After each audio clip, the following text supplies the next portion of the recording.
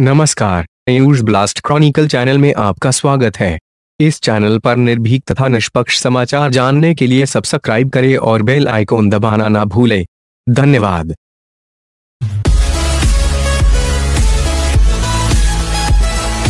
विश्वव्यापी महामारी corona virus लाइलाज संक्रामक है, खतरनाक, ऐसा कि छूना तो दूर, ये वायरस 1 मीटर की दूरी पर भी दूसरों को अपने चपेट में ले लेने में सक्षम है।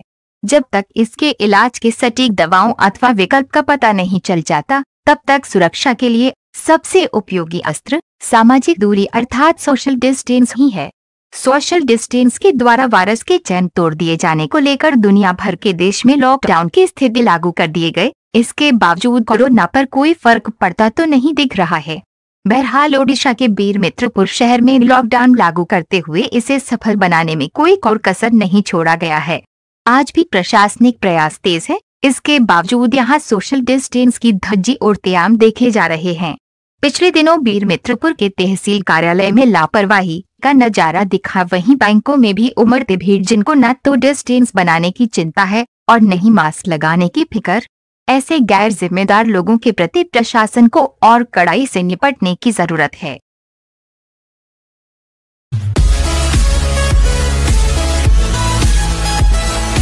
ओडिशा के बीरमित्रपुर शहर चूंकि झारखंड सीमांचल क्षेत्र पर है, इसलिए प्रवासी मजदूरों का घर वापसी के क्रम में इस बॉर्डर पर प्रशासनिक तौर पर जांच पड़ताल इत्यादि के लिए ठहराव अनिवार्य है। इस क्रम में बॉर्डर पर उमड़ी प्रवासियों की भीड़ को समयानुसार नाश्ता, खाना तथा पानी इत्यादि की व्यवस्था सरकार के द्वारा उपलब्ध कराई जा रही है। बीरमित्रपुर नगर पालिका अपना उत्तरदायित्व भली भांति निभा रही है। इसके बावजूद हजारों हजार की संख्या में पहुंचे भूखे प्यासों के लिए नगर के अन्य उत्साही विभिन्न संगठन भी अपनी ओर से इस निकनामी में अपना योगदान बनाए हुए है। ऐसे में बीरमित्रपुर राष्ट्रीय स्वयं सेवक संघ की ओर से मानव सेवा के लिए बॉर्डर पर अपना अलग कैंप सेवा भारती की बैनर तले लोगों में नाश्ता, पेयजल, भोजन इत्यादि उपलब्ध कराए।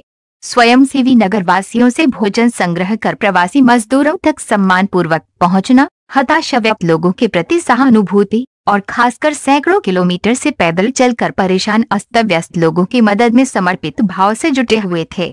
आरएसएस का ये कैंप नगर प्रमुख शिव चरण गोप के अगुवाई में किए गए हैं, जिसमें अन्य स्वयं सेवियों में नरेश यादव, संजय जायसवाल, दिलीप अग्रवाल, राजकुमार साहू, प्रमोद राय, कमल साहू, बबलू राय, मनोज साहू, पप्पू गोप, मंटू केसरी, सुनील कायथा, रामधनी नाग, निशा साहू, उर्मिला ठाकुर, श्रुति ठाकुर, रानी गोप, बंसिका यादव, अर्चना केशरी तथा निधि ठाकुर का उल्लेखनीय योगदान प्रशंसनीय रहे हैं।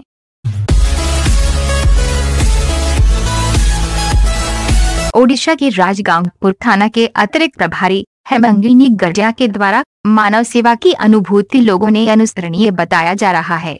दीगर है कि लॉकडाउन की स्थिति में गुजर रही देश में सभी कार्य प्रायः ठप पड़े हैं।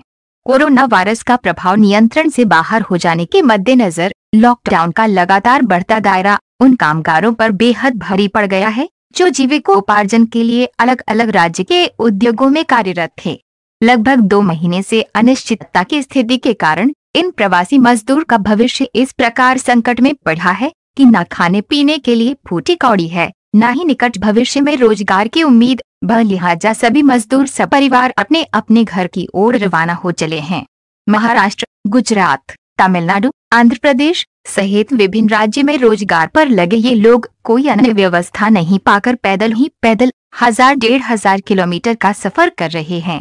बहरहाल झारखंड, बिहार, उत्तर प्रदेश, बंगाल इत्यादि क्षेत्र के इन मजदूरों की बेबसी को देखते हुए राजगांगपुर थाना की अतिरिक्त प्रभारी मैडम गार्जिया के द्वारा ऐसे लाचार विवश लोगों को रोककर उसका दुख दर्द को बांटते हुए सभी को उत्तम भोजन की व्यवस्था कराए गए हैं। मैडम जी इन सभी प्रवासियों से घुल मिलकर अपना परिवार की तरह सबके अवभगत में रमी हुई है, जिसका जिला भर में प्रशंसा हो रहा है। यहाँ तक कि उनके विभागीय अधिकारी भी मैडम के प्रशंसा में फुले नहीं समाते। मैडम गार्जिया का मानना है कि ये लोग अकल्पनीय मुसीबत में घिरे हैं, इन्हें सहानुभूति की आवश्यकता है। ये भी हमारी तरह इंसान है, वक्त कब किसको क्या स्थिति से रूबरू करवा दे कोई नहीं जानता, इसलिए इन लोगों के हौसले अफजाई करना ही सच्ची मानवता है।